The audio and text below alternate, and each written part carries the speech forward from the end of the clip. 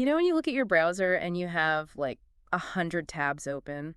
You've got half-read emails, a budget spreadsheet, some random Wikipedia But page. your computer fan is just screaming. Right, it's just completely It's going to overwhelmed. process all of it in the background? Yeah. Exactly. And that is basically the baseline state of the modern mind.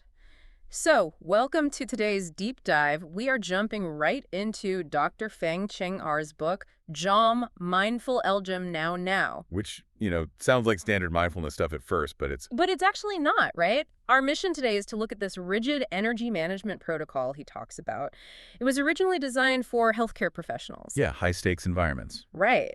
And we are zeroing in on this specific triage system called the Emperor's Three Questions. It's basically about forcing your brain to hit close on all those background tabs. Right, so it actually starts with a Leo Tolstoy story. Oh, really? Tolstoy? Yeah, it's about an emperor who is looking for this foolproof formula for success. And he's trying to answer three specific questions. Okay, what are they? First, when is the most important time? Second, who is the most important person? And third, what is the most important thing to do?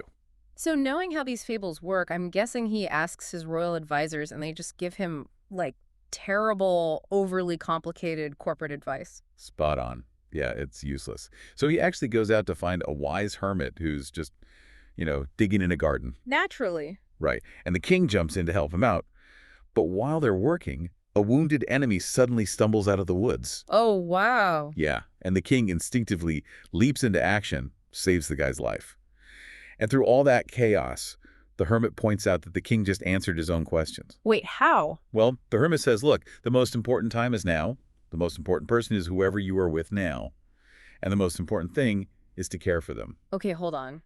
I get the whole Zen appeal of focusing on now, but I mean, if I don't look at my calendar and stress about next month's budget today, my boss is going to fire me. Right. You still have a job to do. Yeah, isn't this just a recipe for dropping the ball? Well, if it were just about literally ignoring the future, sure.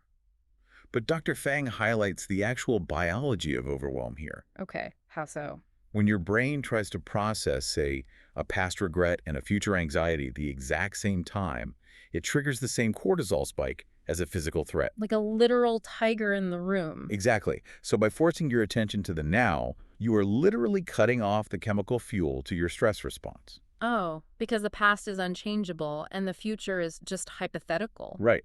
The present moment is the absolute only window where you have the mechanical ability to act. And if the present is our only window for action, that completely changes the calculus on how you spend your mental energy. I mean, think about a modern hospital ward. It's frantic. Right, or any busy workplace, really.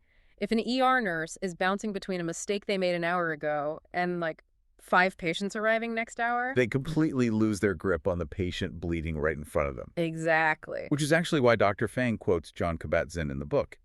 He says, you can't stop the waves, but you can learn to surf.